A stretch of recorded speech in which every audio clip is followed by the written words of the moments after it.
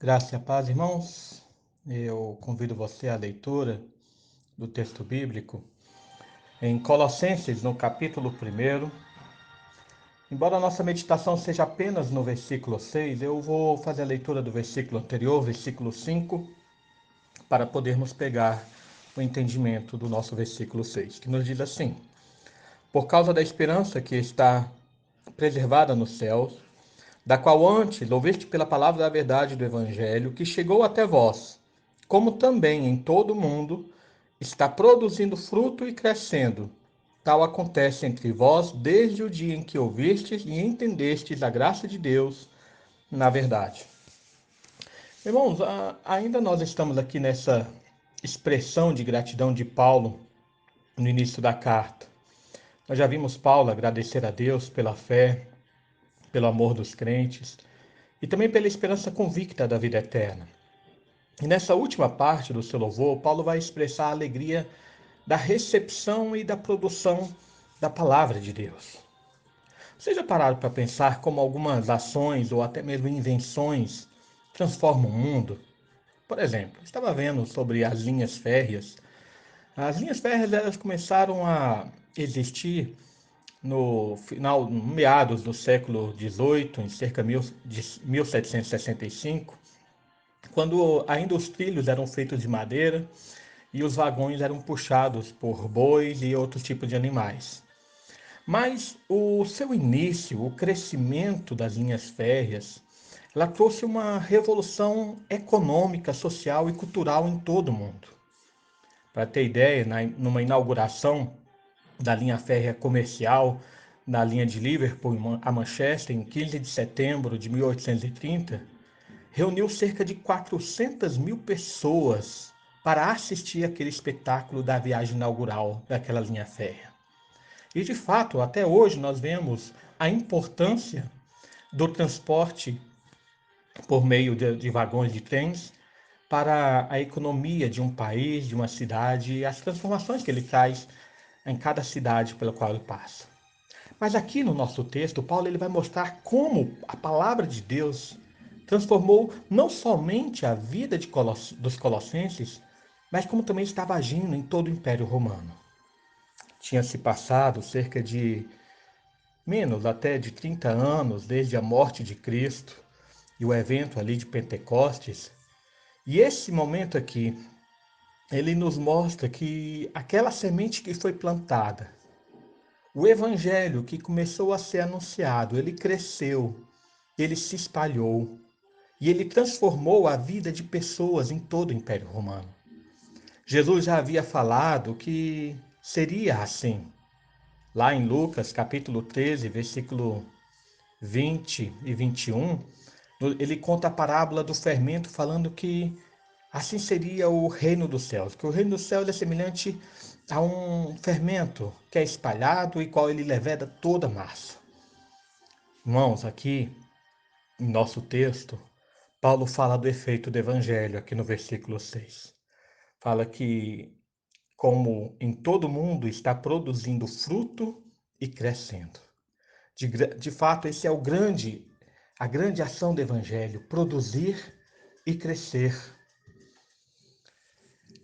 E Paulo aqui ele usa o verbo no grego, na voz média, para mostrar que o evangelho ele produz fruto de si mesmo. É ele mesmo quem cresce e é ele mesmo quem produz pela sua própria força. Veja bem, o que Paulo está querendo demonstrar é que a revolução que o evangelho realiza é maior que qualquer outro acontecimento ou qualquer outra invenção humana. Pois enquanto as invenções humanas dependem do esforço do indivíduo, o evangelho ele possui poder próprio, poder de Deus em si mesmo. Várias vezes Paulo usa essa figura nas suas cartas, mas podemos lembrar aqui de Romanos, capítulo 1, versículo 16, no qual ele diz que não se envergonha do evangelho, porque o evangelho é o poder de Deus para a salvação de todo aquele que crê.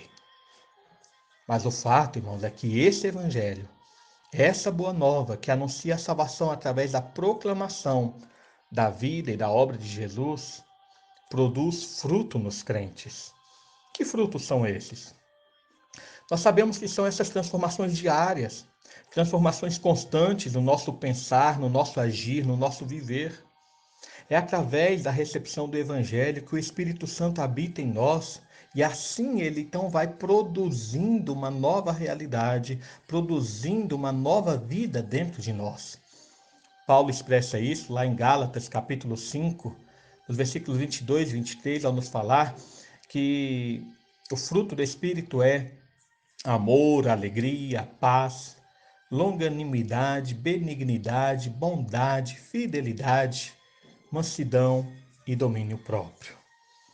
Quando recebemos o Evangelho, o Espírito Santo começa a habitar em nós e nós vamos percebendo dia após dia como a nossa vida vai sendo transformada. De fato, irmãos, o Evangelho tem transformado a vida dos crentes, não apenas de Colossos, mas como continua a transformar a vida em todas as partes do mundo. Nós temos visto testemunhos de pessoas que passaram pela dor e pelo sofrimento, mas que agora vivem uma vida de alegria e paz. Pessoas que passaram pelo desespero, pela angústia e depressão, e que agora podem ter o conforto e o consolo da palavra de Deus.